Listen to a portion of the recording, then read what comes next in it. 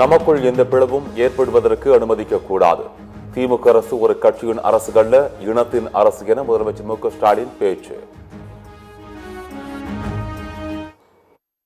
நமக்குள்ள எந்த பிளவுகளும் ஏற்பட அனுமதிக்காதீங்க. ஒரு தாய் மக்களா வாழணும். உங்களுடைய கல்வியும் அறிவும் தான் உங்களை காக்கும். இதை மட்டுமே நம்பி உங்க வாழ்க்கை பயணத்தை தொடருங்க. ஓரிரு நாட்களில் புதிய கட்சி ஒன்று அதிமுக கூட்டணிக்குள் வரவுள்ளது. அதிமுக நேர்காணலில் பங்கேற்றவர்களிடம் எடப்பாடி பழனிசாமி சூசக தகவல்.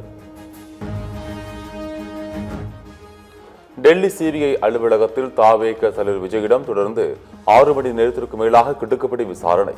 கரூர் வேலுச்சாமிபுரத்தில் மக்கள் மயக்கமடைந்த போது எதுவும் செய்யாதது ஏன் என அடுக்கடுக்கான கேள்விகள். கரூர் பெருந்துயரம் தொடர்பாக டிஜிபி டேவிட்சன் தேவாசீர்வாதத்திடமும் சிபிஐ அதிகாரிகள் விசாரணை. வேலுச்சாமிபுரத்தில் நேரில் ஆய்வு செய்த அப்போதைய சட்டம் ஒழுங்கு ஏடிஜிபியிடம் நடந்த சம்பவம் குறித்து வினா. சென்னை மாநகராட்சி தூய்மை பணியாளர்கள் போராட்டம் முடிவுக்கு வந்தது. ஊதியம் மற்றும் சலுகைகள் சென்னை உயர்நீதிமன்ற உத்தரவின்படி அமல்படுத்தப்படும் என அமைச்சர் சேகர் பாபு அறிவிப்பு. மீண்டும் பழையபடி மாநகராட்சி ஊழியர்களாக அவர்கள் பணியமர்த்தப்படுவார்கள் என்பதை மகிழ்ச்சியோடு தெரிவித்துக் கொள்கிறோம். நீதிமன்ற இறுதி தீர்ப்பிற்கு பிறகு நீதிமன்றம் என்ன வழிகாட்டுகிறதோ அதை நடைமுறைப்படுத்த முயற்சிப்போம். அண்ணாமலையும் பாஜகவும் சேர்ந்து மகாராஷ்டிராவை அவமதித்து விட்டார்கள்.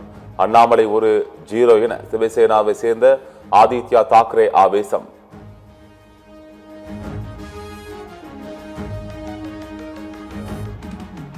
கடலூர், மயிலாடுதுறை, அரியலூர், தஞ்சாவூர், புதுக்கோட்டை, நாகப்பட்டினம், திருவாரூர் ஆகிய 7 மாவட்டங்களில் கனமழைக்கு வாய்ப்பு.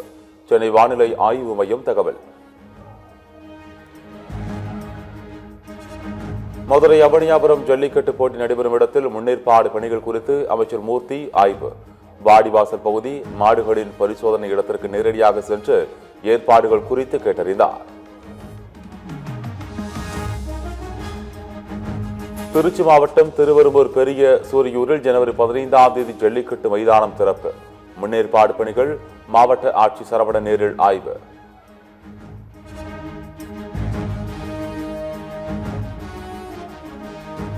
சிறுபான்மையினர் மீது அண்மையில் வட இந்தியாவில் நடத்தப்பட்ட தாக்குதலை கண்டித்து சென்னையில் மாபெரும் போராட்டம். எந்த மதத்தினரையும் தாக்க யாருக்கும் உரிமையில்லை என்றும், கிறிஸ்தவர்கள் மீதான தாக்குதலை வன்மையாக கண்டிக்கிறோம் என்றும் பிஷப் ஆர் பிரான்சிஸ் ரவிச்சந்திரன் பேட்டி. யாருக்கும் எந்த மதத்தையும் மதத்தினரையும் அழிக்கவும் சீரழிக்கவும் அவமானப்படுத்தவும் உரிமை கிடையாது. எனவே இந்த வன்முறையை நாங்கள் கிறிஸ்தவர்கள் வன்மையாக நாங்கள் இதை கண்டிக்கிறோம்.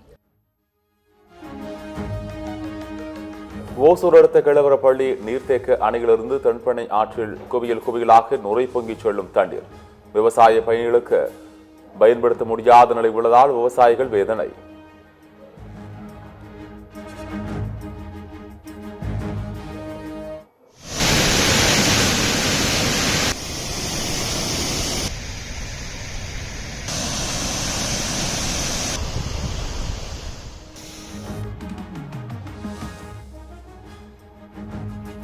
திருவள்ளூர் மாவட்டம் அப்பேடு அருகே உத்தரப்பிரதேச இளைஞர் மீது கொடூர தாக்குதல். 10,000 ரூபாய் ரொக்கம், செல்போனை பறித்து அட்டூழியம். வருகின்ற 15, 16, 17ஆம் தேதிகளில் கன்னியாகுமரியில் படகு போக்குவரத்து 3 மணி நேரம் அதிகரிப்பு. தொடர் விடுமுறையை அடுத்து படகு சவாரி நேரத்தை அதிகரிக்க மாவட்ட நிர்வாகம் முடிவு.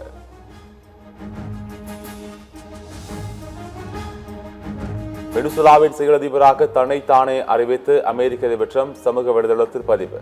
வெனிசுலா அதிபர் மதுரோவை கைது செய்து அமெரிக்கா சிறைபிடித்துள்ள நிலையில் டிரம்ப் அறிவிப்பு. கிரீன்லாந்தை அமெரிக்கா எடுத்துக் கொள்ளவில்லை என்றால் ரஷ்யாவோ சீனாவோ எடுத்துக் கொள்வார்கள். ஒருபோதும் அப்படி நடக்க விடமாட்டேன் என அமெரிக்க அதிபர் டிரம்ப் கொக்கரிப்பு.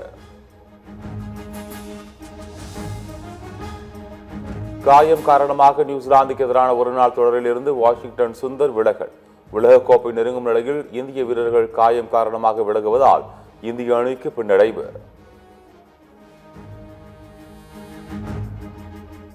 T20 உலகக்கோப்பையில் வங்கதேச அணி விளையாடும் போட்டிகளை தென்னிந்தியாவில் நடத்த முடிவு. ஐசிசி திட்டமிட்டுள்ளதாக தகவல்.